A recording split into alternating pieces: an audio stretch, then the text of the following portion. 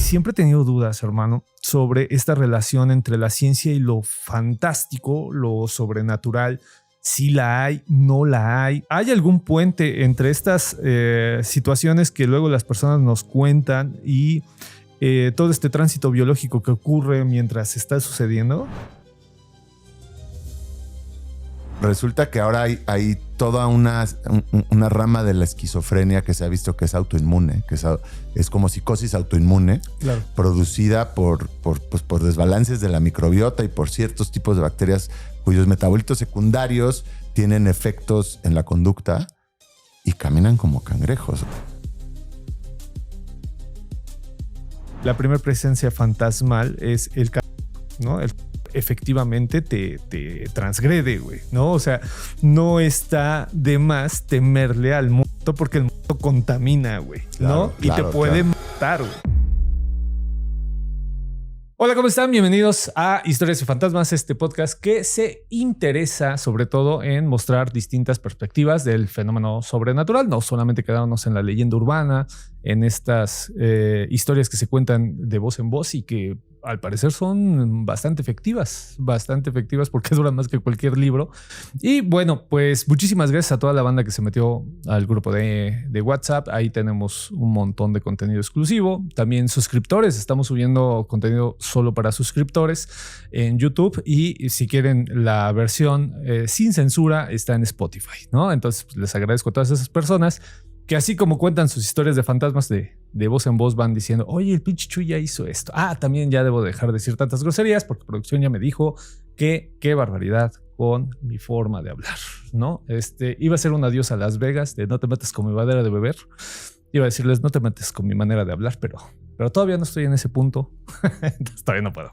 Y el día de hoy estoy muy contento porque pues he faneado desde la oscuridad al queridísimo Andrés Cota. Mi querido Andrés, ¿cómo estás, hermano? Contento y como ya con muchas preguntas, como ¿cómo es la versión sin censura? O sea, estaba imaginándome qué sucede ahí. Y la otra es que, claro, tú nada más tienes que juntar, no sé bien cuánto se mida, pero será una audiencia de unos 30,000, ¿no? Seguidores y entonces ya puedes hacer lo que quieras, hablar como quieras y nadie te va a decir nada, ¿no? No se va a meter contigo. Sí, güey, yo creo que por ahí va porque lamentablemente tengo un lenguaje bastante florido. Pero es lo común en México, ¿no? O sea, también llevamos muchas décadas, creo, desde los medios masivos de comunicación intentando censurarlo de alguna manera, pero así hablamos. Y de hecho, deja tú aquí, o sea, salte tantito hacia el norte donde es mi familia. Y bueno, tú pones eso en un libro y dices, te lo estás inventando, ¿no? O sea, no pueden decir tan seguido. No voy a decir la palabra, la voy a sugerir, ¿no? Pero, en fin, sí. Claro, mi querido Andrés.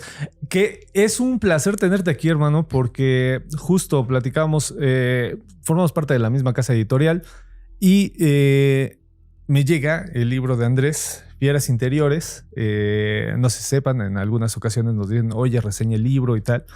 Y me encuentro con una historia increíble sobre pues todo lo que habita nosotros si no sabemos, cabrón. Pero está tan bueno que hasta Irene Vallejo, la de El universo en un junco, que yo decía de broma que yo iba a hacer la historia del juguete y le iba a poner El universo en un funko. Le pone una recomendación: un placer inteligente, un festín literario y científico. Andrés Cota Iriart crea un bestiario personal de felices audacias, una taxonomía insólita sobre vida en este planeta, criaturas inverosímiles que nos habitan, animales oníricos, potestades microscópicas. La biología ha encontrado a sus seres a definir. Que te ponga eso, Irene Vallejo, güey. Me está diciendo de quién están hablando, ¿no? Ya suena. Güey, ¿qué se siente?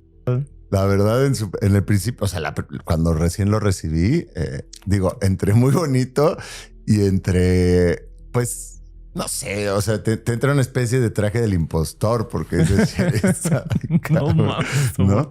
Perdón, mi TOC o como se llame, mi obsesión no me va a perdonar con todas las disculpas, pero es el infinito en un junco. El infinito, muy bien. El infinito en un junco. Digo, por si Irene Vallejo escucha esto, ve esto. Seguramente. Muchos saludos, ¿no? Yo sé que te sigue, Chuy. Creo que fue la suscriptora número 1. No, bueno, es un mundo, eso es, no es este el podcast, pero podemos algún día platicarlo de pues todo el mundo de los blurbs, ¿no? Y los comentarios de solapa, los textos de solapa.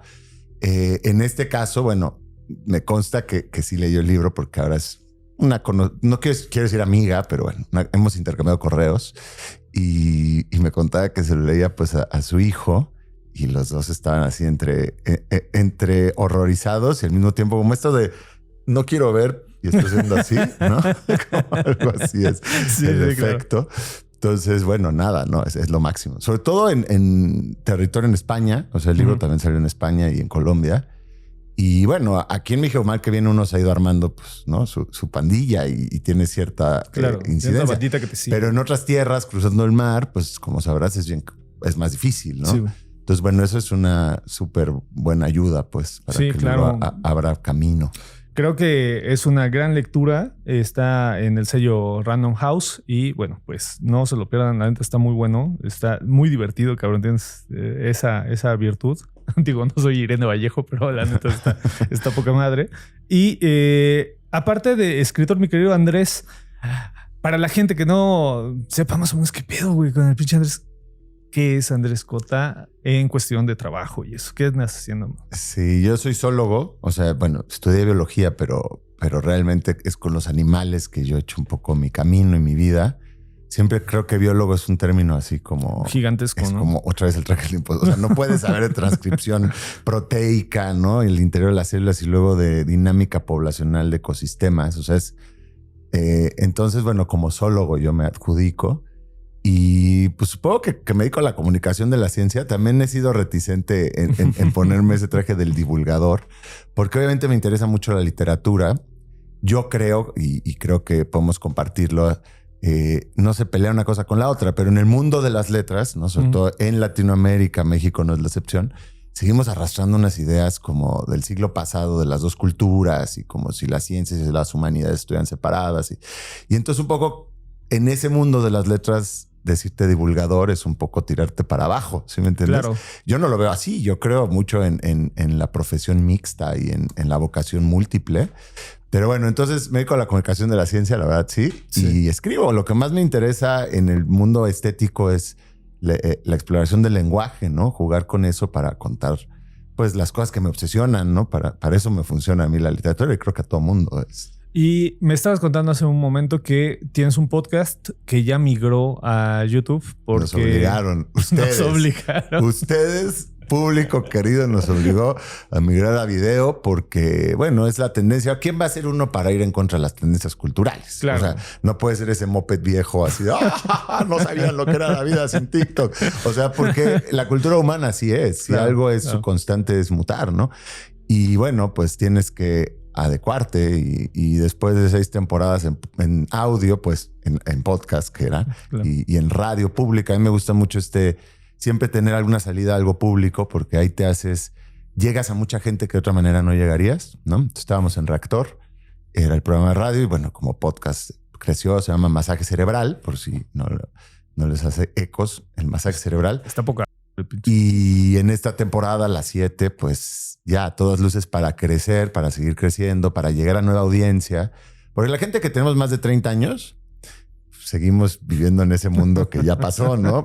Pero la demás gente, digamos, y veinteañeros y por ahí, pues eso dicen. Yo escucho a mis estudiantes y se están diciendo... Ay, sí, eso lo vi en un podcast, ¿no? Así están hablando casual. Y yo, ¿cómo que lo vi en un podcast? O sea, bueno, pues sí, eso ya es un reflejo de qué es para la realidad. Claro. También. Claro. Y entonces, bueno, ante esa disyuntiva fue, bueno, si queremos que esto siga de alguna manera avanzando, pues hay que hacerlo en video. Ha sido un reto, como tú bien comprenderás, porque el video tiene otras dificultades de producción, ¿no? Hay más filtros involucrados en que quede bien. Y además no se te puede olvidar, o al menos a mí, que bueno, buena parte de nuestra audiencia está en audio. Entonces hay que estar haciendo esos... Por ejemplo, tú ahorita enseñaste el libro. Yo siempre tengo que acordar, lo tengo que escribir porque va a haber mucha gente que también lo va a estar escuchando. Pero bueno, ahí va. Es siempre muy difícil como germinar un nuevo, como mutación de algo. O sea, ¿no? Digamos, ya está consolidado con podcast, pero de pronto saltas a pantalla y a ver, ármate esa audiencia, ¿no? Crece tu canal de YouTube. Como siempre tenemos que hacerlo, ¿no? O sea, yo en Científicos Anónimos, que es la sociedad que tengo, que fundé, Sociedad de Científicos Anónimos, pues cuando nació hace 10 años, pues el Facebook era lo que jalaba. Y sí, llegó así en Facebook, tenemos unos 40,000 seguidores, se movía, llegaba mucha gente a los eventos. Hacemos eventos de ciencias en bares, cantinas, ¿no? En lugares, digamos, es sacar a la ciencia de su espacio convencional, un poco para comunicarla de una manera nada solemne, entretenida, como hablas en un bar con tus compas. Claro. Y pues por un tiempo eso funcionó de maravilla, ¿no? De hecho, demasiado. Antes de la pandemia ya estaba arrasado y llegaban 250 personas a los eventos. Lo cual, si quieres que estar un debate o un intercambio entre expertos y la audiencia, pues es complicado. Una cantina con 250 personas. Pero era bonito ver tanta audiencia. Y claro, después, ¿qué pasa? Pues que los algoritmos, otra vez, la cultura muta y entonces luego... ahora no, ahora va a ser el Instagram. Invéntate tu Instagram y levántalo. Y cuando uno ya está haciendo esa labor titánica, ¿no? Como que a mí me cuesta al menos porque no pago a nadie. O sea, lo creo como de una manera orgánica. A lo mejor me estoy equivocando aquí. Todos los dueños de algoritmos están escuchando. Pero bueno, y luego viene TikTok. Y entonces, bueno, ya dije yo a TikTok, yo sí no me voy a meter ahí. Pero en algún momento servicios sociales, jóvenes, ¿no? Que están en ese mundo. Que están en el trip. Y ahora pues YouTube. En fin, ya fue una larga periplo para decir cómo uno pues tiene que ir rebotando. Ahora, yo creo mucho, y creo que a lo mejor tú estarás de acuerdo, como gente que nos gusta también escribir. Creo mucho también en el foro, digamos, presencial. O sea, presencial no quiero decir que siempre tiene que ser en persona. Creo que leer es una forma de comunicación presencial, porque es lo más parecido que hay una conversación entre dos individuos, entre un grupo de individuos, pero a lo mejor a distancia, ¿no? Y que trascienden el tiempo y en el espacio. Claro. Pero digamos, en el momento que creo que todos los que escribimos, sobre todo somos lectores, y en el momento que estás leyendo sobre todo algo que te atrapa y estás ahí como en este lugar que es como de realidad aumentada, ¿no? Claro. Estás realmente presente. O sea, no puedes estar pensando en otra cosa porque entonces se te va la onda. Sí puedes estar viendo Netflix pensando en otra cosa. Claro. ¿No? De hecho, viendo tu teléfono, viendo Netflix mientras escuchas un podcast y ya llegó la pizza, ¿no? O sea, es una forma de atención muy diferente. Entonces yo creo mucho en eso, en la cuestión presencial y más en este auge de la inteligencia artificial que se nos viene encima y la era digital. Creo que la resistencia está en la presencia. Claro. Y en el evento presencial, como presentar un libro con 25 o 30 personas, tienes 2 horas de una cosa que no es predecible, que sola se va hacia algún lugar. Y me encanta eso. Creo que eso es lo que nos vuelve muy humanos, ¿no? Este intercambio en que no sabes a dónde va a ir, como en una conversación. Desde luego. Y ya sea en el masaje cerebral, ya sea en las sociedades científicos anónimos, o en este libro, insisto, Fieras Interiores por Random House. Pueden platicar con el querido Andrés, que tiene mucho que decir y por eso fue invitado acá. O sea, la neta, cuando supe que había alguien en este trip no tan acartonado, güey, porque también no es, o sea, nos metemos la pata como divulgadores bien fuerte, sí. ¿No? Nos tratamos como de protegernos, no sé, güey, es como una especie de trauma que tratas de hablar así como que muy... Güey, quítate tantito el saco, güey, y platica bien. Y veo que Andrés, ya vieron, tiene toda la vibrita. Y siempre he tenido dudas, hermano, sobre esta relación entre la ciencia y lo fantástico, lo sobrenatural. Si la hay, no la hay. Desde tu opinión, porque ya vimos que el querido Andrés es muy humilde en ese sentido, ¿no? Se sabe como que pisar bien la tierra. Desde tu opinión, hermano, ¿hay algún puente entre estas situaciones que luego las personas nos cuentan y todo este tránsito biológico que ocurre mientras está sucediendo? Híjole, eso es bien complicado porque sería hacer una generalización y creo que cada experiencia humana, como vive, interpreta la realidad es un tanto particular. Entonces yo no quiero inferir en nadie nada, ¿no? Exacto. Pero pues yo diría que si lo hay son los parásitos. O sea, creo que si hay un puente entre que nos lleve como a ese territorio o lo que yo entiendo que es ese territorio para quienes no comparten ese tipo de experiencias. Pienso, híjole, si tan solo pusieran un poco de atención a unas historias de parásitos del interior. O sea, digamos, imagínate este tipo de, como este crustáceo que a lo mejor han visto por ahí en redes que llega marino, ¿no? Y agarra un pez y se come la lengua del pez y se queda a vivir supliendo la lengua del pez adentro de su boca y a partir de entonces qué fuerte, lo habita y pues se come la comida del pez, ¿no?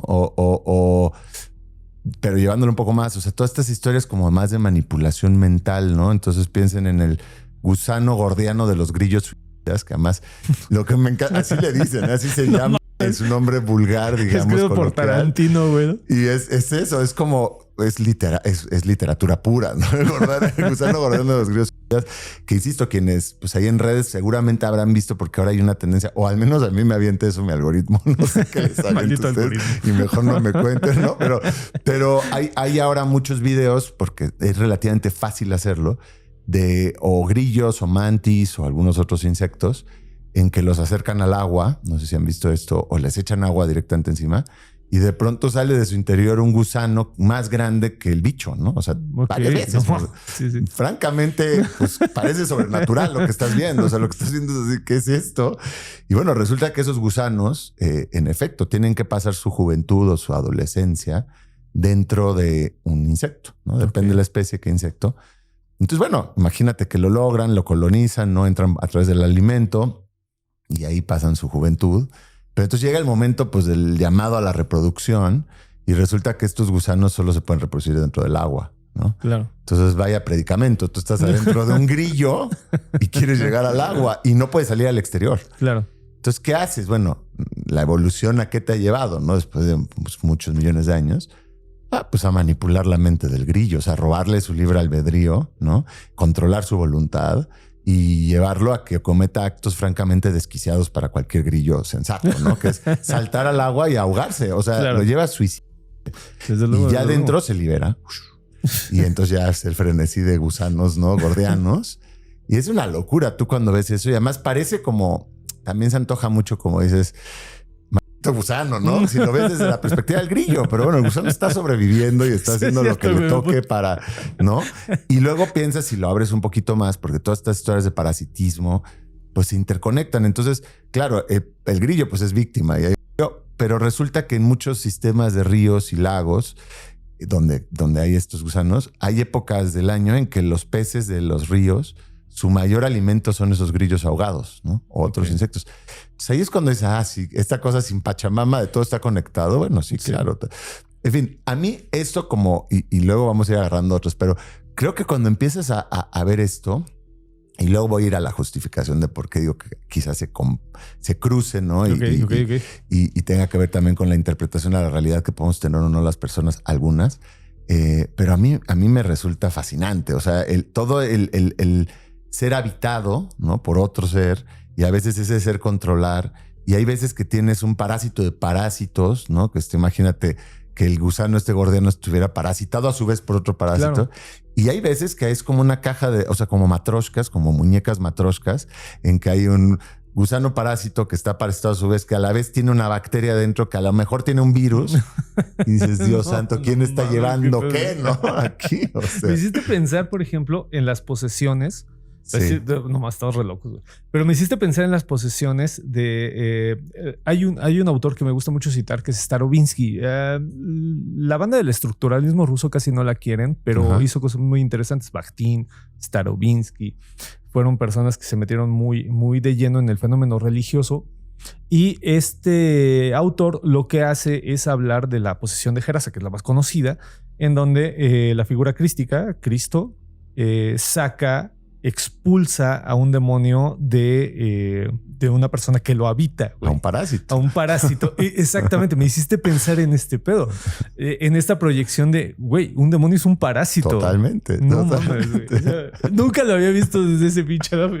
Güey, o sea, es que está muy interesante porque también esta onda de lo meten tabú, güey. O sea, los cerdos en ciertas poblaciones judías tienen un tabú fuertísimo. Entonces, arrojarlo allá también quiere hablar justo en la posición del grillo, güey, ¿no? O sea, tenemos que sacarlo de aquí. Y a lo mejor los cerdos, digo, no solo, digamos, en territorio judío, pero también te vas a otras partes como musulmanas. O sea, hay muchos lugares donde tanto cerdos como perros son vistos como criaturas. Ahorita me acordé.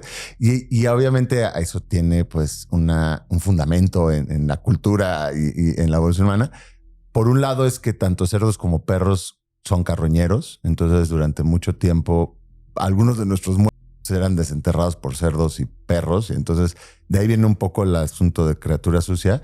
Pero a lo mejor también con el cerdo hay una situación con parásitos, precisamente, porque si tienes, imagina, hoy en día, bueno, se nos olvida que el mundo no es como, no ha sido como es ahora, ¿no? O sea, vete a hace 500,000 años y pues no tenías medicinas. Sí, ¿no? Entonces, pues mejor no te comes. Si tú viste que hay, ¿no? Tenias o solitarias, que, o sea, basta ver una vez una tenia salir de alguien para decir, yo no voy a comer puerco, ¿no? No lo hagan, no lo busquen.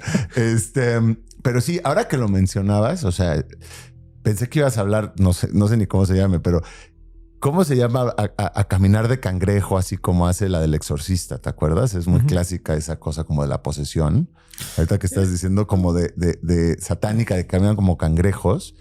Bueno, resulta que ahora hay toda una rama de la esquizofrenia que se ha visto que es autoinmune, que es como psicosis autoinmune, producida por desbalances de la microbiota y por ciertos tipos de bacterias cuyos metabolitos secundarios tienen efectos en la conducta y caminan como cangrejos. O sea, tú puedes ver videos de gente que está haciendo eso sin que haya nada paranormal de por medio. Yo creo que es al revés. O sea, creo que ese tipo de fenómenos son los que alimentan luego a la idea paranormal, ¿no? Claro. Porque esto es claro. Ahora se empieza a descubrir eso, pero esto ha sido así siempre en la humanidad. Sí. Es que te encuentras vulnerable, no sabes cómo explicarlo. Ajá. Y bueno, que lo mandasen al cine, ¿no? Esta escena es increíble. Es brutal, ¿no? Es brutal. Que dices, güey, no, es que le está pasando a esta persona, güey. Es insuperable. Es insuperable. Sí, o sea, yo he estado pensando, porque en un primer momento yo ensayaba un tanto el podcast y decía, ok, Sagan en los Demonios del Edén, se llama, si mal no recuerdo, hablaba de que la primera presencia fantasmal es el ¿no? Efectivamente te transgrede, güey, ¿no? O sea, no está de más temerle al muerto porque el muerto contamina, güey, ¿no? Y te puede matar, güey. Entonces, pues, tendré unos 13, 12 años cuando lo leí. Y fue de, no manches, o sea, sí hay una raíz biológica para tenerle miedo a estas por supuesto, situaciones. Sí. Pero ahorita como estás hablando de los parásitos, digo, o sea, nunca había advertido que muchos de los entes sobrenaturales tienen esta personalidad latente de parásito. Literalmente invaden un cuerpo ajeno, güey. Oye, o bueno, llévatelo a la ciencia ficción y pues está Alien, ¿no? Toda la saga de Alien, los xenomorfos, ¿no? Pues son parásitos. Claro. Solo que interestelares. Y si te fijas en toda esa saga, digamos, pues obviamente los aliens no son los villanos son la corporación que quiere traer eso a la Tierra, ¿no? Sí. O váyanse al mundo de The Last of Us, no sé, la audiencia aquí que siga, pero todo el videojuego de The Last of Us y luego pues la serie es un parásito, es un hongo, ¿no? Parasitario, es un cordyceps que mutó para infectar, digamos, mamíferos y humanos. Pero bueno, si se van al mundo insecto invertebrado, eso es pan de todos los días. O sea, hay un montón de cordyceps y un montón de otros géneros que parasitan pues hormigas, es el más famoso, ¿no? Pero también escarabajos y demás. Y los habita por dentro. O sea, el hongo entra por espora a la hormiga, imagínate, y empieza a crecer su micelio por dentro de la hormiga. La rellena, digamos, de micelio, pero la deja hacer.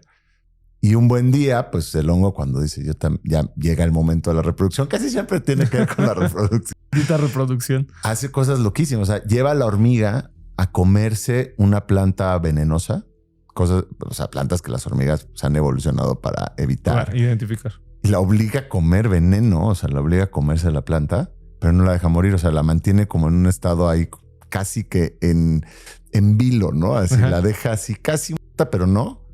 Y entonces comanda sus patas, o sea, se roba, digamos, la locomoción, tal cual una marioneta, un zombie. O sea, sí, eso es un zombie. Decir, un zombie. Y entonces comanda esta hormiga ya así infectada, ya envenenada, a trepar por un árbol o a trepar por una planta lo más alto que se pueda, cosa que muchas hormigas evitan, depende de la especie.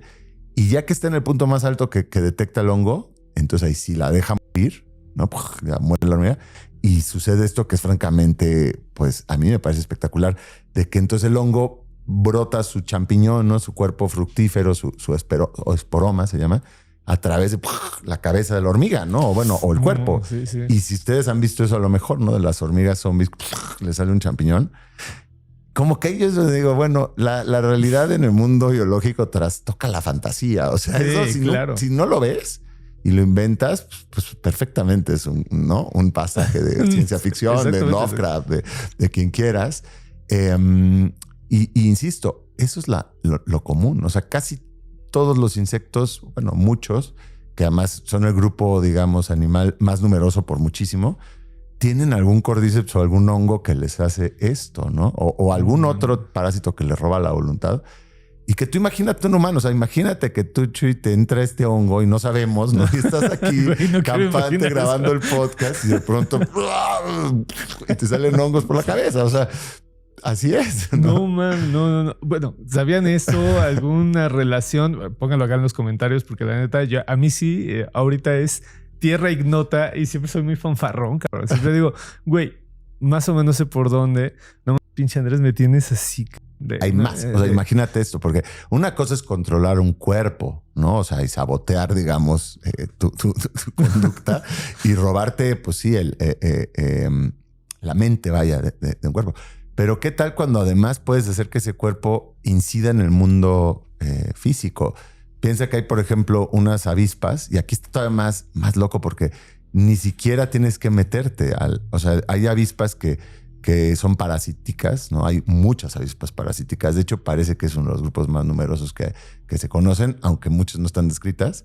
Okay. Y lo que hacen estas avispas es que, por ejemplo, unas parasitan arañas y entonces cuando se quiere reproducir, ¿no? La avispa ya trae sus huevos, busca una araña que la convenza y le cae encima y le clava el aguijón así aquí en cerca de la cabeza de la araña, por arriba, y le clava en el aguijón dos cosas. En el primer aguijonazo, unos neuroquímicos, ¿no? Así, un paquete de neuroquímicos. Y en el otro, sus huevos. Y entonces, ¿qué pasa? Que los neuroquímicos secuestran la mente de la araña, que obviamente está completamente, ignora lo que empieza a gestarse en su interior. Y entonces la lleva a desbaratar la tela, deshace su tela, la araña muy diligente, y arma una nueva tela de araña que no tiene, pues, precedente en el mundo de esa especie, cuyo único objetivo es cuidar a las larvas que se están gestando en su interior. O sea, no, ¿entiendes? La lleva a construir un poco el refugio para que la araña misma sea un poco la nodriza de estas crías, pues como alien, tal cual. Sí. Y bueno, y las crías, depende, hay muchos diferentes caminos aquí, pero hay veces que estas larvas se comen a la araña desde adentro, pobrecita. Pero hay otras veces que no, hay otras veces que salen y la araña de pronto un buen día se... ¿Qué pasó? Como después de una peda, ¿no? Así, porque tengo un billete de 20 pesos. Sí. Y este boleto a Chilpancingo, ¿de dónde salió? ¿No? Tal cual. Secuelas que dejan. No, es increíble, güey. Porque sí, en serio, el mundo que no observamos, el mundo que habita y que no observamos también, en cierta manera, por fanfarronería, güey, ¿no? O sea, porque todo es humano en este planeta. Y por eso me mama platicar con gente que siempre está como que en otro trip, güey. Porque estarás de acuerdo que tú estás en otro... O sea, tú estás viendo cosas que usualmente nadie ni por acá, güey. No sé, digo, cada quien sus cosas, ¿no? Pero sí, a mí, digo, desde muy pequeño, porque así crecía silvestrado. Bueno, me ha parecido el mundo humano también me llama mucho la atención. Pues al final nos dedicamos a la cultura por algo, ¿no? O sea, sí, me encanta la experiencia estética compartida. Me parece de las cosas más especiales que hay y no la abandonaría nunca, pero desde luego que me queda claro que es una parte, es una capa, ¿no? Claro. Lo que compete al mundo humano, pues es chiquitito, ¿no? Mucha gente ignora todo el asunto, digamos, de su interior y yo siempre lo comparo un poco al mar. O sea, tú empiezas a pensar en el mar, en las aguas profundas, en el abismo marino y de pronto dices, bueno, el planeta está cubierto 70% por agua salada. O sea, es mar, no es tierra, no es la tierra, es el mar. Y bueno, ¿cuánta es la profundidad de ese mar? ¿No? Y de pronto es, caray. O sea, la profundidad media del mar, de esta inmensa capa de agua, es 3,5 kilómetros. Eso quiere decir que la mayor parte del planeta es agua oscura, en la que el sol nunca ha penetrado y que está llena de criaturas así que te vuelan la cabeza. Cuando ves peces de los abismos, ¿no? Todo es así como de Tim Burton, ¿no? Así estrafalario. Da cosa, por suerte son pequeñitos la mayoría. Pero bueno, tal cual eso, ahora véanlo hacia su interior. O sea, por dentro somos un abismo igual de desaforado solo que en la escala contraria, ¿no? O sea, hacia adentro pues tienes órganos, tejidos, luego pues todo el paisaje celular. Y en este paisaje celular es que en realidad pues ni somos humanos, o sea, somos en buena medida muchas otras criaturas que nos habitan, ¿no? Que nos llaman hogar, somos un paisaje o una serie de paisajes ecosistémicos y somos una comunidad. Y bueno, hay este tipo de cifras que luego se cuestionan, ¿no? De que, ay, sí, por cada célula humana hay 10 de otras cosas, luego decían que mitad y mitad. Háganle como quieran, el caso es que una muy buena cantidad de lo que llamamos nuestra entidad son en realidad especies, miles de especies diferentes. Me hiciste pensar en esta definición de Ambrose Bierce. Recomiendo también leer mucho Ambrose Bierce, el famoso gringo viejo de Carlos Fuentes, que dijese morir en una cama es un acto de suicidio, pero morir al lado de los Dorados de Villa es un acto de eutanasia. Él hace el libro de El Diccionario del Diablo y cuando define Tierra dice tercer planeta del sistema solar que tiene 3/4 partes de agua, ¿no? O sea, ¿qué dices, güey? No, o sea, ¿por qué chingados se llama Tierra, güey? ¿No? O sea, me hiciste pensar en eso. Ahora, bueno, ya vieron de qué va un poco el masaje cerebral. Neta, güey. O sea, si ya no los convenció, ya váyanse. Cuando sucede el miedo, mi querido Andrés, tiene varias aristas, ¿no? A mí me gusta mucho siempre puntualizar que en el caso humano, quizá porque el que conozco, en el caso humano, pues es una emoción mediada por la cultura. Entonces tú puedes responder a ese miedo desde los referentes culturales. Hay un antropólogo, sociólogo muy importante que se llama Pierre Bourdieu y él habla del hábitus. Dependiendo de tu hábitus es como reaccionas al miedo, güey. O sea, incluso el hábitus es el que te permite. Si estás en una familia que versa más las narrativas científicas, lo vas a explicar de ese lado. Pero si no estás en ese trip, lo vas a explicar desde donde tus referentes. Para no generalizar, el miedo es una experiencia sociocultural aparte de biológica. Pero ¿qué ocurre, mi querido Andrés, a grandes rasgos? Yo sé que te voy a meter en un pedote. ¿Qué ocurre cuando una persona tiene este tipo de miedos inexplicables, güey? O sea, que su referente cultural está diciéndole a gritos, güey, no tenemos información sobre esto. ¿Qué está pasando? No, hombre, o sea, si realmente la gente estuviera consciente de qué tan poquito sabemos de casi todo, pues nos daría miedo existir, porque no entendemos casi nada. Los humanos sabemos poquitito y ese poquitito nos da un marco de mundo en el que, bueno, habitamos y salimos al espacio y cosas así que nos parecen como no grandilocuentes. El resto del universo dice, bueno, allá van, ¿no? Esta idea de Sagan me acordaba de es que somos polvo de estrellas, volteándose a ver a sí misma. Es muy bonito. Es lindo. Pues sí, eso está muy bien, pero al resto del universo le da lo mismo. Ni los topo, ¿no? O sea, pero bueno, no, pensando en los miedos. O sea, el miedo tiene algo definitivamente adaptativo también. Si no le tuvieras miedo a nada, pues te come un depredador, ¿no? Claro. O te caes de una altura, de un precipicio, o bueno, o te estampas corriendo tu coche a 250 kilómetros por hora en Reforma. ¿Qué pasa? ¿No? Claro. Hay gente que le pasa y se... pero entonces, claro, el miedo tiene un valor adaptativo, por supuesto. Y como bien dices, ahí digamos, eso sería como la semilla, ¿no? Pues un poco somos nosotros humanos, como tanto que se quieran ufamar lo que quieran, bueno, somos respuesta de nuestro linaje y de nuestra evolución. Y ahí vamos arrastrando un montón de cosas sin deberla ni temerla. Entonces, otra cosa es lo que se hace con esa respuesta, ¿no? En efecto, culturalmente pues, se te enseña. Yo lo veo siempre, yo como alguien que adora las serpientes, por ejemplo, he seguido mucho esta serie de experimentos sociológicos de intentar demostrar que los humanos le tenemos un miedo innato a las serpientes, ¿no? Okay. O sea, que les tenemos un miedo instintivo. Y se ha hecho el experimento donde quieras, en la cultura que sea, de poner bebés y poner una serpiente o varias, a veces muy grandes, o sea, unas pitones, digo, que son inofensivas relativamente, pero lo comería así feliz. Pero bueno, son serpientes, digamos, de cautiverio que están... Y no hay ni un solo bebé que le genere la más mínima angustia. O sea, deja tu miedo. O sea, les da lo mismo. Y lo mismo se ha hecho con arañas, con diferentes animales que el mundo adulto teme, ¿no? Uh-huh. Y claramente tú le pones una tarántula a un bebé y a lo mejor se la intenta comer. O sea, ni siquiera, no es que no le tenga miedo, es que incluso la quiere agarrar. La quiere tomar, sí, claro. Y claro, lo que pasa es que el mundo adulto, qué pasa ahí en cualquier escena que te puedas imaginar más del mundo real. Está el bebé y pasa una víbora y ¿no? Claro. Y entonces, claro, tú emulas lo que hacen tus mayores. También a veces cuando te preguntan, oye, pero ¿cómo es el fomento de la lectura? Pues a leer se aprende como el sentido del humor, ¿no? por emular a quien te rodea. Lo mismo el miedo. Entonces, claro, la cultura nos moldea, ¿no? Sí. También con eso quiero decir que también podemos perderle el miedo a cosas, ¿no? Pues digo, claro. Incluso las fobias, que eso ya para que veas inexplicable. Bueno, una fobia volada en avión, la puedes domesticar si quieres, ¿no? Si tú te referías a por qué de pronto tienes miedo y no sabes a qué es, se me ocurren tantas posibilidades que no sé por dónde nos queremos ir, pero, o sea, hay toda una serie de respuestas somáticas que están por arriba o por abajo, como lo quieran ver, de la parte consciente del cerebro, ¿no? También si alguna vez se han despertado con un terror nocturno, tienen hijos, hijas, sobrinos, sobrinas y han visto eso, que se levantan así a la mitad de la noche y claro, estás teniendo un sueño y entonces tu respuesta fisiológica es como si te estuviera persiguiendo un perro y te va a morder. Y entonces tú te levantas con taquicardia, ¿no? Completamente, o sea, con todo tu sistema así parasimpático disparado.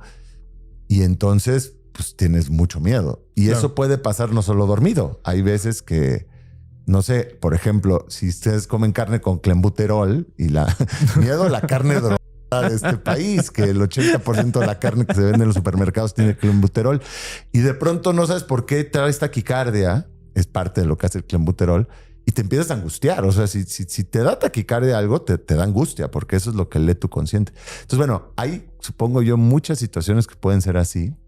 Y hay muchas otras que bueno, ¿qué le llamas? Presentimiento, ¿no? O sea, pero también hay que pensar en qué momento me dan esos como, o sea, en qué momento tengo esas vivencias. Y a veces puedes decir, claro, no había comido. O sea, cuando no has comido en un buen rato, empiezas a estar como con los sentimientos a flor de piel. No sé si te has fijado. O sea, estás como... por eso el tráfico a las 2 de la tarde es el peor, porque la gente está desquiciada.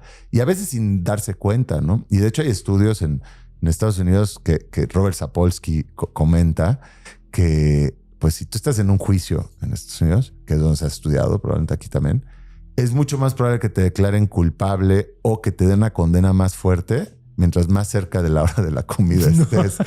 Sí, claro, porque el juez está ya así. Entonces tienes como esta... Yo a veces siento, bueno, como una sobredimensión de tus sensaciones. Y a lo mejor ahí puede haber o sea, estoy haciendo nada más un ejemplito de como muchas otras cosas que entran en función en que somos pues un cuerpo biológico que responde a un montón de señales que nada tienen que ver con tu yo narrativo en el cráneo que creemos es la fantasía de que controla a este cuerpo. Toda una fantasía, sí. Que en realidad es una máquina de ecos que se está autodiciendo a sí mismo todo el tiempo de tú eres lo mejor que hay, tú eres lo mejor que hay, ¿no? Y luego te recrimina, no eres una basura, eres una basura. No, tú eres lo mejor que hay. O sea, es el sistema, digamos, default del cerebro, ¿no? Que en cuanto te distraes y pierdes tantito la atención, se dispara este modo default que es pues estar como acordándote de cosas, a veces sin control, parecería que quién sabe dónde brote, o pensando en qué tengo que hacer mañana y luego cómo le voy a decir, o practicando lo que voy a decir en el podcast, que yo hago mucho eso también en mi cabeza. Y bueno, ese modo default que es autoafirmativo y totalmente ensimismado, y que a todas luces pues es un delirio, ¿o no? O sea, o es una parte, qué bueno que tengamos esa identidad, pero es una capita. Entonces hay mucho que pasa pues por fuera de que a veces pienso como en intensamente, que en fuera de que la banda ya intensamente se dé cuenta. Y mucho de eso puede tener, insisto, como todo esto que llamamos como la intuición, en inglés el gut feeling, ¿no? El sentimiento de entraña. También tiene fundamentos en la microbiota. O sea, hay mucha cosa de intuición que tiene que ver con las bacterias que te habitan y que te hacen ser quien eres y que son las que secretan pues buena parte de la dopamina, la serotonina, o sea, muchos de los neurotransmisores principales o si no las asas que sueltan esos neurotransmisores tienen que ver con estas bacterias. Entonces, tu segunda mente está aquí, ¿no? Y sí está, ¿eh? Y es neta. Es neta. Y o sea, a la luz de descubrimientos recientes, bueno, esta idea de que el cerebro comanda es completamente falaz. O sea, es un diálogo direccional a través del nervio vago y de hecho muchas veces no comanda el cerebro, acata. Entonces, curioso. O sea, esto otra vez nos vuelve a llevar como este libre albedrío y la fantasía que tenemos de, claro, ir y a un Oxxo, bueno, pues tiene consecuencias y sí una decisión mediante, aunque otra vez trayendo a Robert Sapolsky, te diría que no, porque te precondiciona tu contexto y eso es algo que está fuera de tu control, ¿no? Pero bueno, a nivel celular, digamos, sino que no tenemos ningún tipo de libre albedrío. Qué fuerte, güey. Sí, porque sí, está esta idea cerebrocentrista, güey, de que todo viene dictado por ahí y esta idea de que el estómago... Hay presencia, no sé, si se deba a que actualmente ya hay más información por esta velocidad que nos da las redes sociales y ahorita las inteligencias artificiales y todo este pedo, pero sí se sigue pensando en el cerebro como lo único que gobierna y comanda esta cosa que somos nosotros, cabrón. Pero me quiero detener un poquito dentro de todo lo que nos ha explicado el querido Andrés en los miedos nocturnos, porque hace ya 100 y algo de años James Hillman hace un librazo que se llama Pan y la pesadilla, en donde es la primera parte psicológica, tanto ahí como jugando con la psiquiátrica y también la histórica, ¿no? Y dice que muchas personas decían que se les subió un demonio en forma de mono, güey. ¿Sabes algo al respecto? O la cara de un caballo, que yo lo explicaba con la querida Luis Iglesias, a la cual le mando un respeto. Yo lo explicaba desde el lado de la pareidolia. Decía, güey, pues estás que te cagas de miedo, güey. Y ves caras en todos lados. Sí. ¿Tú cómo ves este pedo, güey? O sea, que se te sube el... Sí, bueno, o sea, esta idea de que se te sube... Pero deja eso, o sea... Estás en el mal viaje de que no te puedes mover y proyectas estas imágenes, güey, de el mono. De hecho, hay una pintura muy famosa, discúlpeme, ahorita la memoria me está fallando. Hay una pintura muy famosa de terrores nocturnos en donde hay un mono arriba de la persona que está durmiendo y al lado está la cara del caballo. ¿Por qué la incidencia? Fue lo primero que pensé, güey. O sea, ¿por qué un mono y un caballo? Y lo segundo es... ¿qué te produce este tipo de cosas? Te digo, yo desde la pareidolia dije, ok, pues lo más seguro es que estás tan en... si le ves cara a un tostador, o sea, la tostadora de pan tiene cara y el coche. Y somos muy animistas los humanos. Lo que pasa es que pues a veces, o sea, y si dices, no le hables feo a la computadora porque no va a funcionar. A la impresora, güey. O al coche, no le hables feo al coche. Hay una cosa animista y la pareidolia pues ya le pone rostro a todo.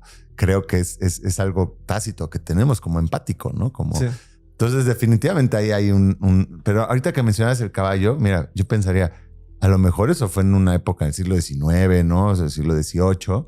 Te apuesto que hoy en día casi nadie ve un caballo porque ya no son preponderantes en nuestra sociedad. Antes, transportarte implicaba ir o en carro de caballos o en caballo mismo.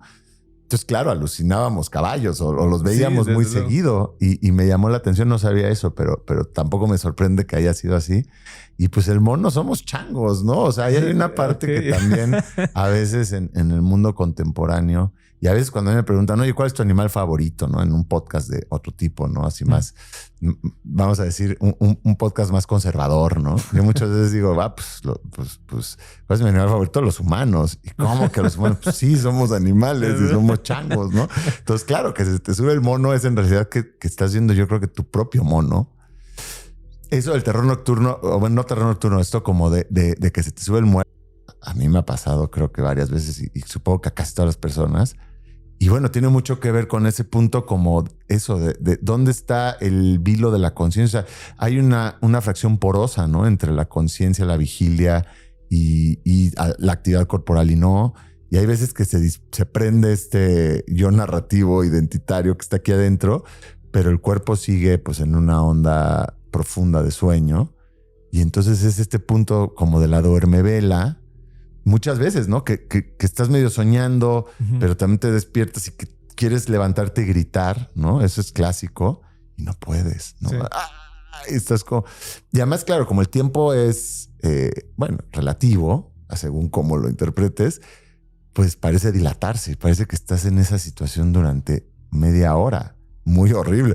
Y llega un momento en que ya te despiertes y dices, carajo, ¿no? No pero en esa aura...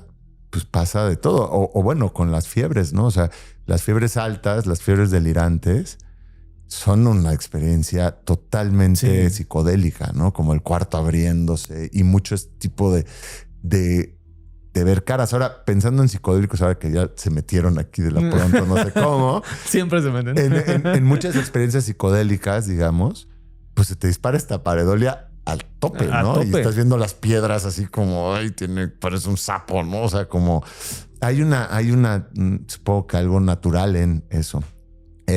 Pero mira, ahora llevándolo un poquito más allá, no en la experiencia necesariamente cotidiana de todo el mundo, pero en las alucinaciones, ¿no? Y en la esquizofrenia, entre ellas y otras, digamos, eventos mentales, también están muy mezclados los parásitos, ¿no? Y la microbiota. Okay. Y entonces yo crecí con una abuela esquizofrénica y bueno, de eso hablo también en el libro. El libro al final es un cruce de lo que nos habita, de los parásitos, digamos, de las entidades biológicas que nos habitan, cruzado con las entidades psicológicas que nos habitan también, porque obviamente las personas tenemos, creo yo, estamos constituidos, bueno, de varios sustratos, ¿no? Entre ellos pues, está la parte biológica y toda la microbiota.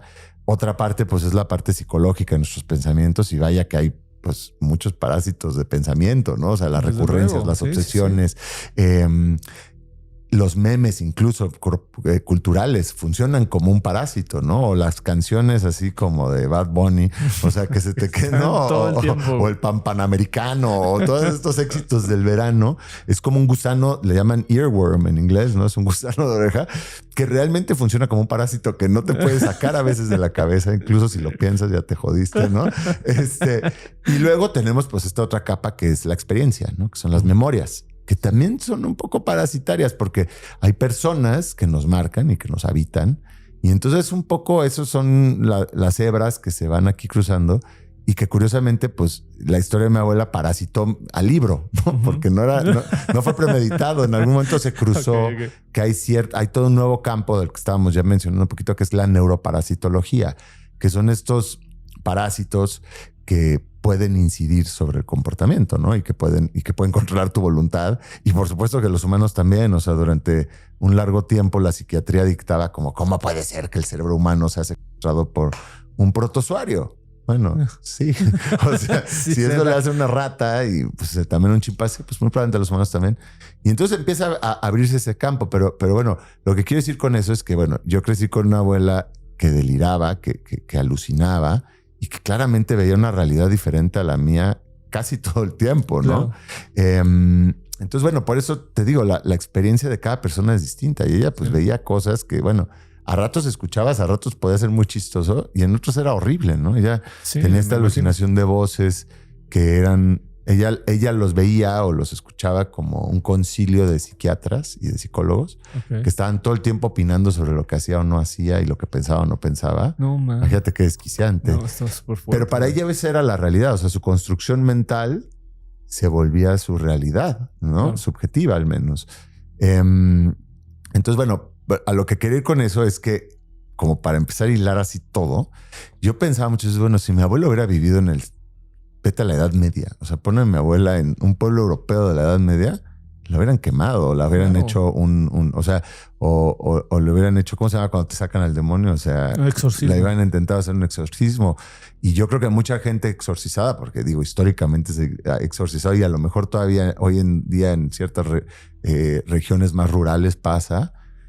Pues cuántas de esa gente que han exorcizado no es gente que tiene algún tipo de patología mental o que tiene un breakdown nervioso, porque digo, hay veces que ya se queda y bueno, mi abuela era esquizofrénica y fue así décadas, pero también hay personas que pueden tener un brote psicótico, ¿no? O un evento maníaco que no necesariamente se van a quedar locas, ¿no? O sea, que es un momento. Sí, es un ictus. Pero ver eso es muy impresionante, ¿no? O sea, ver a alguien agarrando un cactus y clavándoselo así en el cuerpo mientras está completamente en una realidad distinta a la tuya sí es francamente desasosegante. Sí, y lo que decías, ¿no? El papel de los psicodélicos, por ejemplo, en los rituales es fuertísimo y produce eso. Sí. Y en torno a las alucinaciones, siempre recomiendo, quizá ya está un tanto pasado de moda, pero pues no está de más volver a los clásicos. Alucinaciones de Oliver Sacks, editado por Anagrama, es una joya en cuestión de que cómo te abre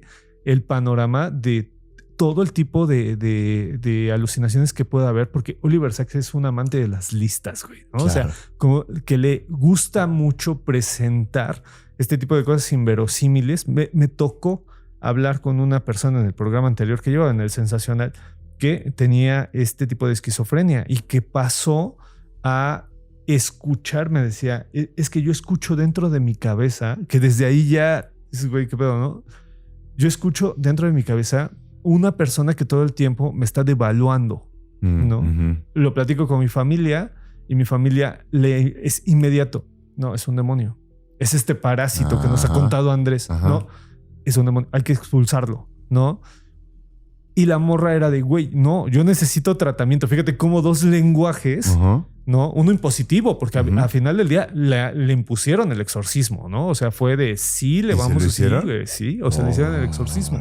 Que siempre se me proyectó mucho la peli de El exorcismo de Emily Rose, que ilustra lo que estamos contando. Le impusieron el exorcismo y ya después de unos años, a base de que la persona es, híjole, el secreto antropológico, le decimos, no puedo decir el nombre, se impuso. Ya le dieron tratamiento psiquiátrico porque estaba estigmatizada. O sea, sí. No, ¿cómo? No estás loca. No, lo que pasa es que tal. Y esta idea de no estás loca. Fíjate que el estigma de la patología mental es todavía mayor que el de que se te haya metido un demonio. O sea, bueno, para algunas familias es, no, mejor que sea un demonio a que tengas una patología mental. Lo cual habla de lo mal que hemos hecho como sociedades, ¿no? En tratar la salud mental. Porque yo por eso creo mucho en el relato de enfermedad, ¿no? Y pues en mi libro lo hago, pero constato que hay una tendencia ahorita y creo que es muy positivo porque de otra manera se oculta. Es lo que tú estás diciendo. O sea, de otra manera se esconde. Incluso imagínate que yo empezara a escuchar voces. Lo más probable es que no lo diría a nadie al principio porque ya van a decir que estoy loco. Pero ese van a decir que estoy loco es lo que dices tú, el estigma, ¿no? Sí.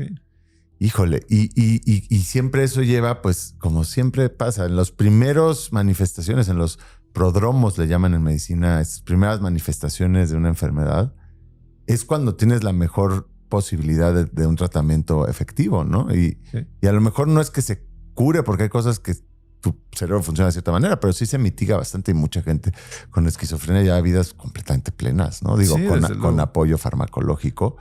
Pero en fin, es que cuando tú me preguntas de lo sobrenatural, o sea, yo pienso, imagínate alucinar así, ¿no? O estás escuchando a alguien que te está demeritando.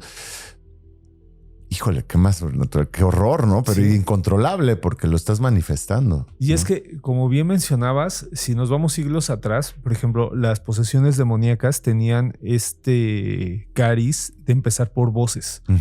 Siempre es... siempre es... Exacto. Siempre es que escuchas. Sí. Incluso hay relatos muy conocidos como el de Juana de Arco, por ejemplo, en donde está constantemente la voz diciendo que o haga alguna cosa, lleve a cabo alguna acción o que no vale nada, que no... Hay un caso de celotipia muy fuerte aquí de leyendas de la Ciudad de México de don Juan Manuel de Solórzano, que le dice la voz, güey, mientras tú estás aquí rezando, tu morra está con otro tipo, claro, ¿no? Yo te digo quién es, güey. Entonces, si tú lo empiezas a leer desde estos ojos que nos está diciendo Andrés, dices, güey, probablemente sea un caso de esquizofrenia durísimo. El caso Josué, que fue muy conocido en el mundo sobrenatural, un compa que habla a este mítico programa de La Mano Peluda, diciendo, güey, es que me está atacando un demonio. Hizo su Orson Welles, el pinche Juan Ramón Sáenz, porque está en el trip de, güey, reza esto, haz esto, no me está diciendo que haga esto, ya está presente, es una mujer de tal, es un... Güey, yo todo el tiempo, porque me tocó escucharlo en vivo, decía, güey, háblale a un psiquiatra, güey. O sea, deja de recomendarle cosas, güey, y primero, pues vayámonos al punto, ¿no? Sí. Porque sí, como bien mencionas, el tratamiento psicológico y el psiquiátrico han sido estigmatizados de un tamaño, o sea, es gigantesco. Ahorita estas generaciones que vienen descubrieron la salud mental, güey. O sea, fue como, qué chido. Qué chido que ya no tengo tema de decir, güey, yo lo digo abiertamente, yo llevo 2 años en terapia, güey, psiquiátrica y psicológica, güey, no tengo un tema en decirlo, pero en un principio era horrible, güey, porque pues ya estaba bastante boomer para eso y todo mi hábitus era de, güey, no, ¿por qué vas si no estás loco? Lo que decía. Claro. Sí, no sé, eso definitivamente siento que hay un cambio positivo. siempre hay que acordarse en nuestras burbujas de privilegio, porque en el mundo, en el gran mundo, para la mayoría de las personas la vida es bastante terrible. Sí, claro, y opresiva y ya sí. Pero sí, hoy en día, pues también pasa algo, ¿eh? O sea, psiquiatras allá afuera. Necesitamos una psiquiatría humanista, ¿no? También necesitamos hacer más humanista todo, porque también puedes tener experiencias que sacan, pues no sé, que no parecía contraproducente. Y también hay que entender que el cóctel cerebral, pues no es inmediato. O sea, si va a haber fármacos de por medio, pues tienen efectos secundarios brutales, se han ido refinando.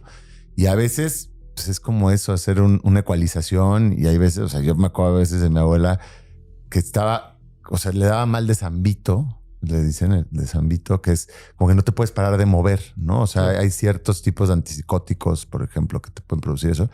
Y entonces ella está todo el tiempo así, pobrecita, o en el otro lado de la moneda completamente aletargada, ¿no? Sí. Pero a la vez, si no tenía ese apoyo, como pasó algunas veces, o sea, una vez se salió de la casa. Bueno, fue peor. O sea, ella tuvo una alucinación de que habían matado a mi tío en el carro y entonces salió corriendo y estuvo perdida 3 días. No. Por suerte, pues, regresó. Si no, pues yo a veces veo a gente en condición de calle que, bueno, a lo mejor tuvo un momento de un brote psicótico y luego, ¿no? Exacto, sí. Pero sí, creo que es importante como empezarlo a... Pero ahora que decías otra vez de hablar porque no solo es escuchar, sino hablar en lenguas, que les dicen, no hablar así en sánscrito, lenguas así paganas, ¿no? Olvidadas. También se ve en muchos tipos de psicosis. Y hay un libro que está muy bueno, no me voy a acordar cómo se llama ella, se llama My Brain on Fire. Tiene unos años y es pues digamos, es un relato autobiográfico de esta chava que es periodista del New York Post o de un periódico en Nueva York, y cubre como tabloides y no sé qué, y parece que es una jovencita, ¿no? Y muy así como Racing Star de periodista, ¿no? Y un buen día empieza a tener como problemas en el trabajo, empieza como... Todo esto está contado en retrospectiva un par de años después. Ah, ok. Y el caso es que eso va encaminando a que empieza a tener como brotes psicóticos. En un momento dado empieza a sentir que la quiere matar, como un delirio persecutorio, que la quiere matar su papá, y entonces tira de un 3er piso, ¿no? Insisto, porque tu realidad subjetiva te indica eso. Y bueno, termina, pero pues la familia la apoya mucho y termina porque ven que tiene algo que ver como con epilepsia o eso creen. Después de que un doctor, fíjate, después de que la primer psiquiatra que consultó, como que le empezó a decir, no, es que yo veo que tú tomas alcohol y esto tiene que ver con el alcohol y a lo mejor eres muy promiscuo. O sea, sigue habiendo eso mucho en el mundo, hay que tener, ¿no? Y entonces, bueno, el caso es que termina en la clínica, por eso se sabe todo esto, o sea, termina en la clínica de lengua Yu de epilepsia, que entre otras cosas tiene un sistema de videovigilancia todo el tiempo. Entonces hay durante meses cintas de ella que ella misma revé y entonces escribe como si fuera otra persona, porque no tiene memoria nada de eso, de ella hablando en lenguas, ella caminando como cangrejo así.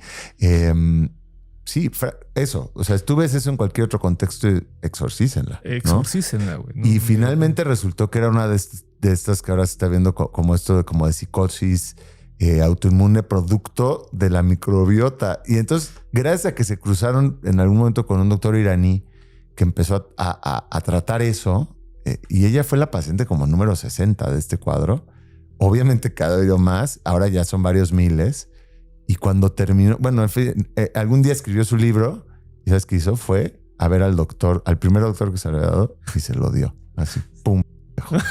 Qué bueno, güey, no mames. Sí es cierto, güey. Luego nos vamos con nuestras pinches certezas y desde lado de la ciencia siempre es como también... Hay que tener, sí, yo siempre creo que hay que tener como cuidado ¿no? Sí. En decir, no, eso no es así porque esto es de otra manera. Güey, vamos a conversar, sí, ¿no? Sí, yo por eso creo mucho en esto de, volviendo al principio, como con la presencia y el evento presencial en que se pueda abrir el diálogo entre expertos de lo que sea, científicos o de otros también, digamos, disciplinas, y el resto de ámbitos de la sociedad que se pueda cuestionar, que se pueda entablar pues un intercambio tranqui, ¿no? Y también creo que nos hace mucha falta cada vez más en nuestra sociedad en que también se puede discernir, ¿no? Puedes discernir mi familia, o sea, puedo tener un primo que tenga una postura política completamente opuesta a la mía y eso no nos va a hacer como, nunca más vamos a hablar, ¿no? O sea, pues se puede no estar de acuerdo. Sí, estar de acuerdo o no estar de acuerdo, que es una gran frase. Exacto. No sé quién diablos la dijo, pero muy buena frase. Hermano, ya dijiste un montón de cosas sobrenaturales que te pasaron, güey. Pero en cuestión de fantasmas y eso, siempre pregunto lo mismo. ¿Has tenido algo así que digas, güey, no mames, sí paso por ese lado de, güey, es un fantasma, güey, es algo que me acecha, algo sobrenatural que me... Insisto, hay que ver hacia adentro. O sea, sí, tuve un gusano del sushi, tuve una tostoma. Ahí se los dejo de tarea. Si creen que el limón mata algo y les gusta el ceviche, pues no, mata el antojo, nada más el limón. Pero bueno, el natostoma o gusano del sushi, pues antes de yo saber y tener un diagnóstico, bueno, es lo más cercano a algo paranormal y algo fantasmagórico, porque pues empiezas a ver bajo tu piel, ¿no? Llagas, surcos, ¿no? Algo que avanza, que repta y que va dejando pues a su paso. O sea, finalmente el surco que tú ves rojo, pues es el túnel que cavó, ¿no? Pero ya no está ahí esa presencia. Entonces hay algo fantasmagórico en ello, creo. Y a mí me fue muy bien porque, bueno, no muy bien. O sea, dentro de las... Es como cuando te roban tu carro y te dicen, pero no te hicieron nada y te fue muy bien. Y entonces, eventualmente, pues supongo que sí, qué horror, ¿no? Aquí es un poco así también, porque el que se te vaya la piel es muy gráfico, es muy molesto, ¿no? Produce obviamente comezón, dolor. Y ya que sabes qué es y sabes que es un gusano que te está recorriendo la espalda, no tiene nada romántico eso, ¿no? Sí, claro. Pero puede suceder a veces que en la tostoma, claro, tú cuando lo consumes en el pescado crudo o poco cocinado, te estás comiendo la larva, que es diminuta. Y entonces esa larva atraviesa la pared intestinal y se va al torrente sanguíneo. Y de ahí ya es un poco pues es una totalmente rueda de la fortuna. Una rueda de la fortuna, ruleta rusa, mejor a donde llega, porque pues a veces se puede ir al ojo. Y entonces imagínate esto qué fantasmónico que yo esté platicando contigo y de pronto veo pasar así un gusano por tu ojo, ¿no? Sí, o sea, claro. porque así pasa. O sea, te puede ir al cerebro como ruleta rusa, o sea, te puede ir a los órganos y entonces sí es mucho más grave, ¿no? Pero bueno, en el caso cutáneo es tratable, obviamente. Pero bueno, eso es algo similar, ¿no? O sea, no, cuando tú me dices fantasma, luego ahí nos vamos a ir a las cosas del lenguaje. ¿Qué es fantasma para ti? O sea, porque creo que usamos a nivel humano, a diferentes culturas a través del tiempo, el término fantasma para muchas manifestaciones diferentes, ¿no? Si tú me dices fantasma como difunto, esencia de difunto, o no sé, como vapor de difunto que se manifiesta de manera inesperada. Bueno, no, en eso no comparto esa visión, pero hay otros tipos de fantasmas, ¿no? También somos gobernados por fantasmas de alguna manera. Hay fantasmas evolutivos y eso sí que nos gobierna porque somos esta respuesta del linaje, nos guste o no. O sea, el mundo como lo vemos ahorita está en función de su pasado y es una respuesta del pasado. Entonces, así como los berrendos, hay un muy bonito ejemplo en un libro que se llama The Wildlife of Our Bodies, ¿no? De Rob Dunn, que habla de estos berrendos acá que tenemos en México, no en América, que corren súper rápido, ¿no? Son rapidísimos.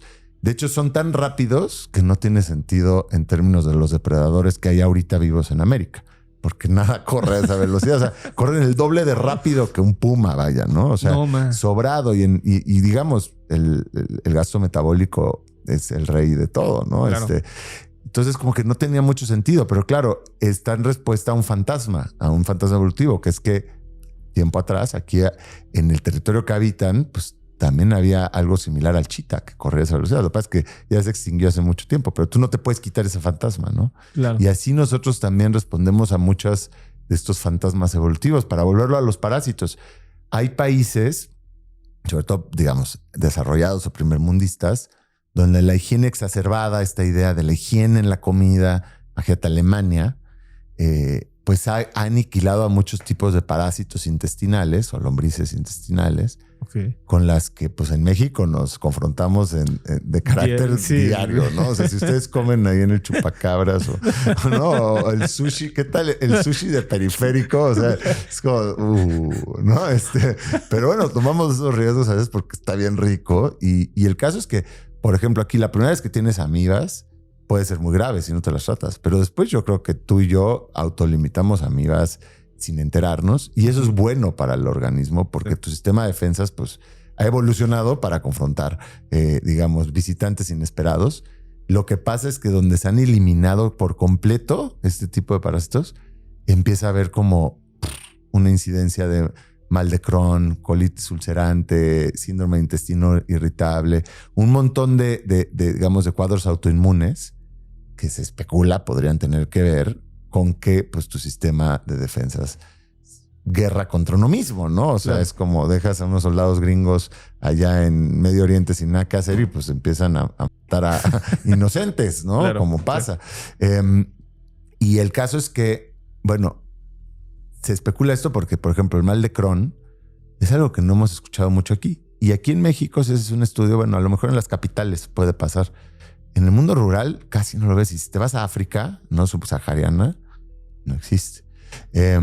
Entonces, bueno, estos fantasmas evolutivos en este sentido sería, si los quitas completamente de la ecuación, tú quitas así las lombrices intestinales por completo de la ecuación y entonces estás respondiendo a ese fantasma de coexistencia con ellas a lo largo de mucho tiempo, ¿no? Claro.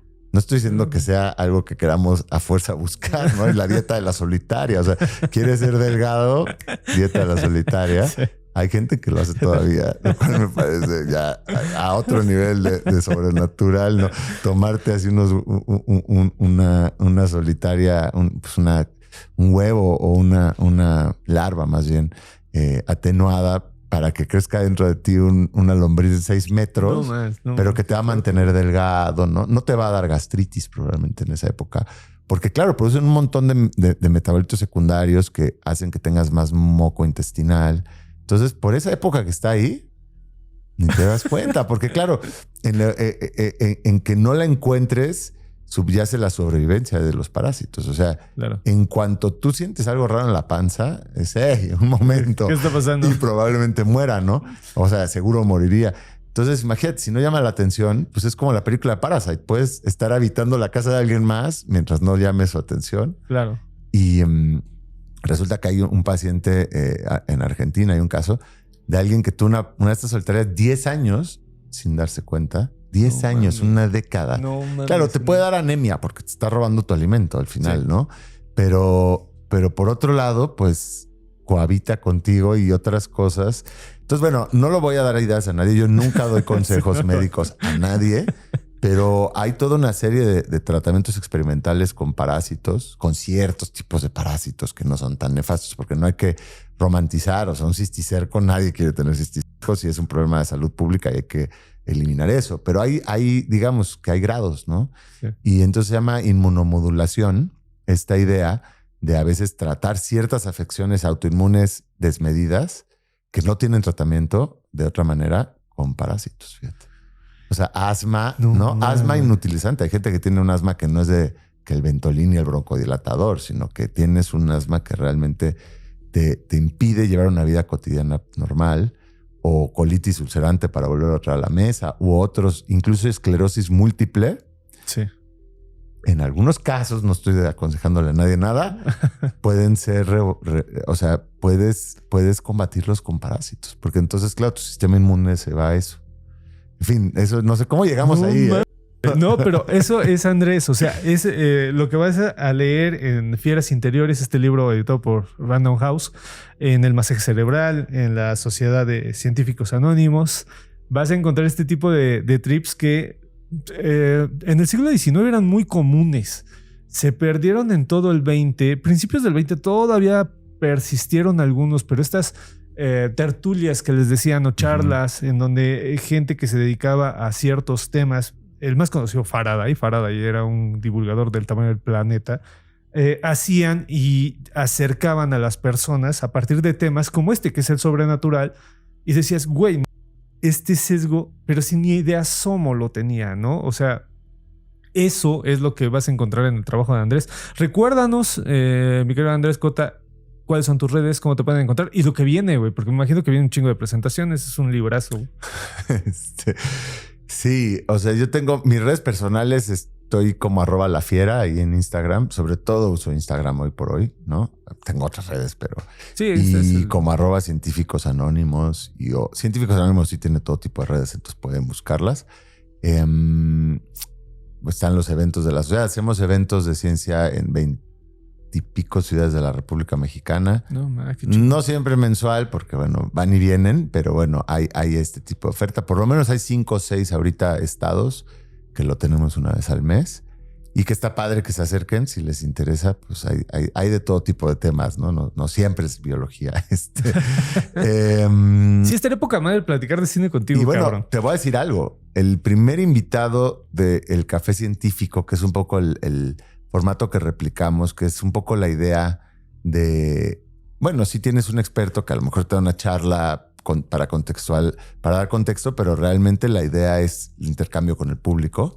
Lo mejor. El primer invitado en esta especie de café científico, cuando se fundó en Inglaterra hacia finales de los 70, fue Oliver Sacks. Imagínate ir a un pub. Imagínate ir a un pub a tomarte unas pints así, escuchando a Oliver Sacks. O sea, no me jodas. Sí, que soy muy fan, por esto qué bueno que lo trajiste a colaciones. Yo creo que de los autores que siento que casi he logrado leer todas sus obras. Hay por ahí una que me falta, pero lo máximo, muy recomendable. Sí. Desde luego, consúmanlo mucho. Sí, es francamente un gran escritor. Y sobre todo, bueno, neurólogo y psiquiatra, sí, pero además muy humano. O sea, claro. Él metió este rollo humanista a la psiquiatría. Tenía pacientes durante 30 años, ¿no? Y además a muchos pacientes no los hacía ir a su consultorio, sino que él iba a las casas porque decía, bueno, el entorno es parte. Es claro. Y entonces, claro, eso ya es un cambio total ¿no? De paradigma. Tú ven al hospital y sigues siendo quien eres cuando estás en un contexto tan diferente. Entonces, Oliver Sacks, lo máximo. Apoyamos a este tipo de gente. En su momento era criticado por psiquiatras de su generación. Bueno, en fin, eso es otra cosa.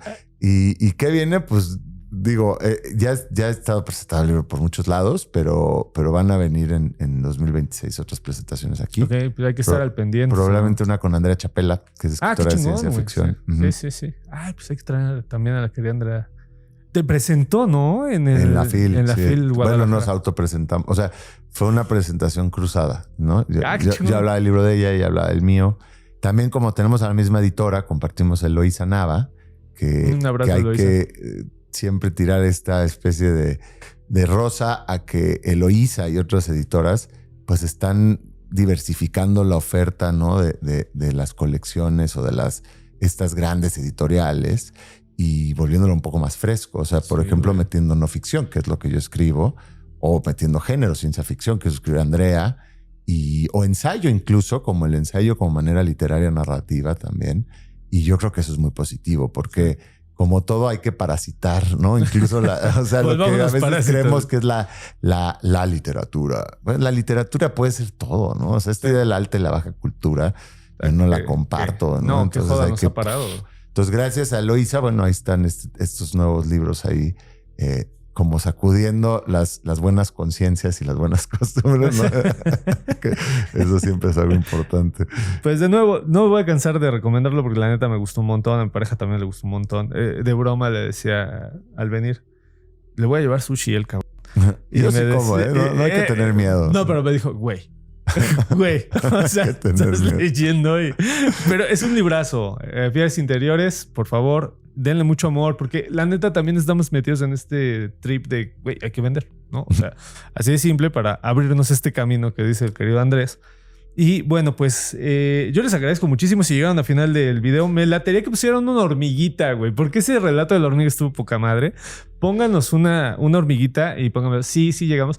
Cuéntenos qué fieras interiores les llamaron más la atención, cabrón. Que la verdad estuvo muy, muy padre. Yo les agradezco. Yo soy Chuy Campos y soy alcohólico. Hola, Chuy.